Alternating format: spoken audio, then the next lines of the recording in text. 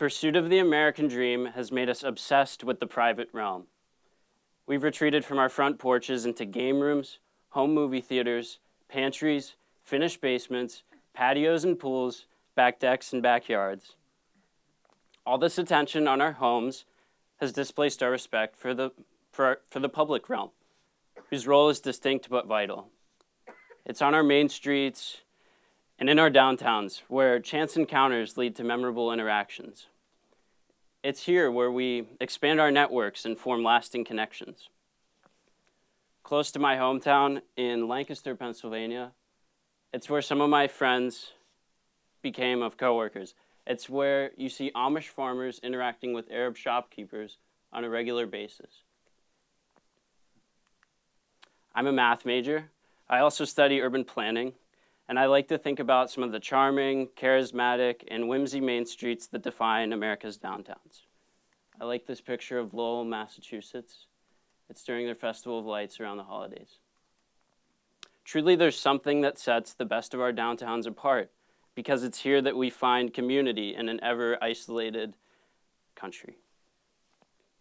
I go to college in Ardmore. It's 70 miles down the road from Lancaster, and it's reasonable to ask, where is Main Street in Ardmore? For many, it's Lancaster Avenue, a stop along Route 30, the first highway in the U.S. to span from coast to coast. Like many American downtowns, Ardmore has various people and organizations looking after it. They want it to live up with the best of our downtowns. But when I walk downtown, I don't see charm, charisma, or whimsy. When I walk downtown, I hear the roar and rumble of cars and trucks. It's constant. I feel threatened crossing at intersections where drivers turning right on red are competing for the crosswalk.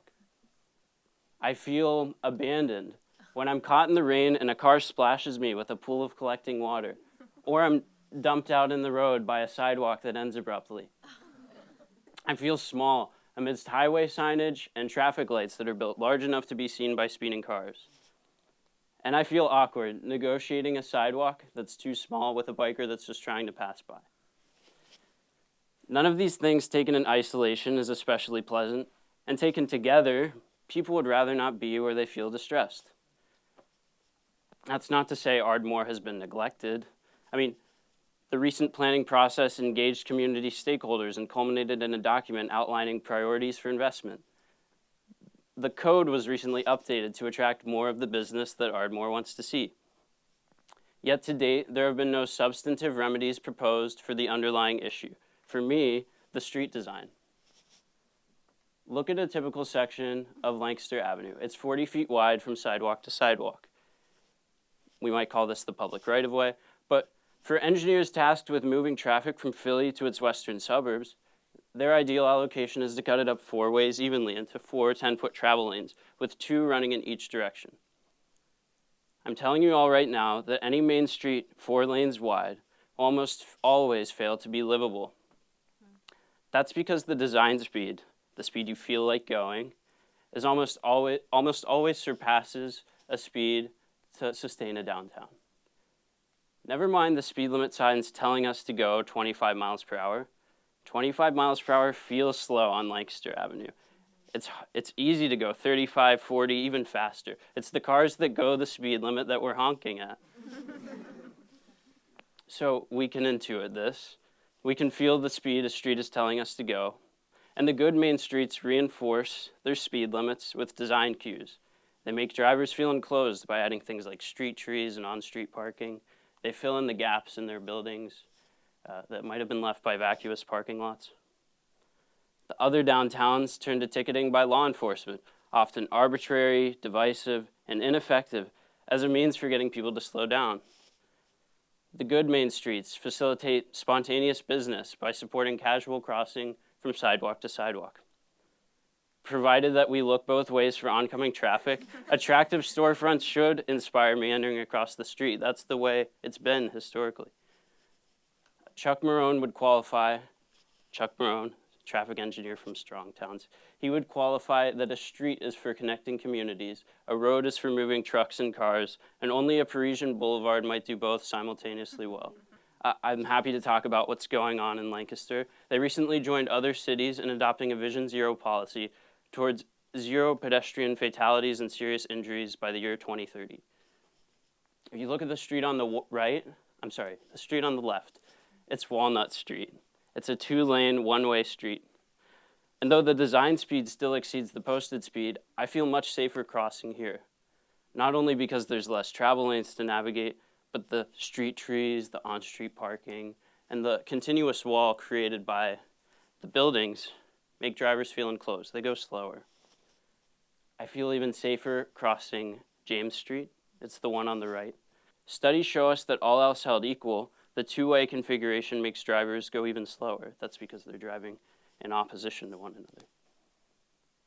Nowhere in Lancaster will you find a 4-lane road, although as recently as the 1950s, US Route 30 ran through Lancaster.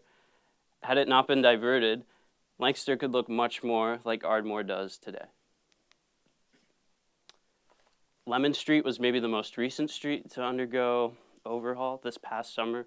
City engineers and planners narrowed the travel lanes, they reinforced on-street parking with striping, and they found room to add a bike lane. Making drivers feel enclosed is just one means by which we go traffic calming, that is, slowing traffic in our downtowns. The traffic calming toolkit is vast after decades of trial and error in Europe, and more recently, in US cities like Brooklyn. You might be wondering what your local government, municipality, township, or borough could do to start slowing traffic today. Especially, think about it, a lot of our local governments are cash-strapped. So, to that, I want to present some of the low-cost, high-impact solutions to humanizing our streets. Practitioners Mike Lydon and Anthony Garcia wrote a whole book about this called Tactical Urbanism, where they tell many inspirational stories of citizen-led street redesign. Some initiatives that began as one-time events like San Francisco's Parking Day and Walk Raleigh and New York City's Open Streets have evolved to be sponsored events around the country. Elsewhere, you find citizens and shop owners engaging. They create colorfully painted intersections. They make outdoor dining sheds, pop-up parks, or impromptu public plazas using little more than plastic bollards, planters, and paint. We might look to Jersey City, Hoboken, and Brooklyn as leaders in deploying these cheap but effective measures, gathering community feedback, and adjusting before any lasting changes are made. Progress is iterative, never final.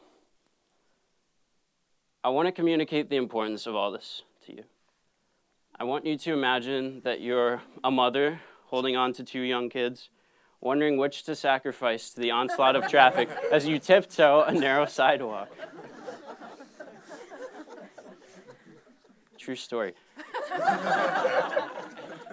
Peace of mind just shouldn't be so hard to come by where we're trying to walk. Further, where we're encouraged to walk, but it often is for many Americans.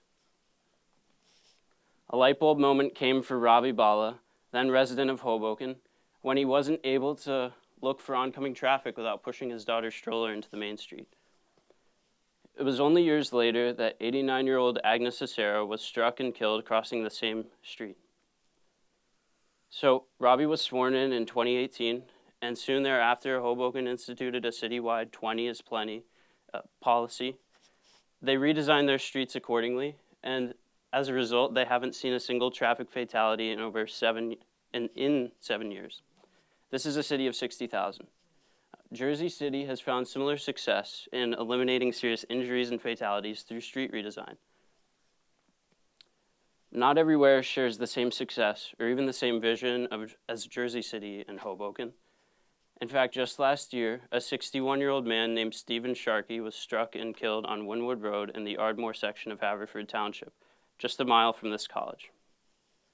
Pedestrian deaths have been on the rise since the pandemic, with high vehicle speeds and growing new SUV sales. Ardmore, situated along the main line, is within one of the northeast bastions of old money, along with Middlesex County, Massachusetts, Fairfield County, Connecticut, Westchester County in New York, and Long Island's North Shore. But the streetscape here bears little reflection on this legacy of wealth. as its bikers and pedestrians are relegated to feeling like second-class citizens.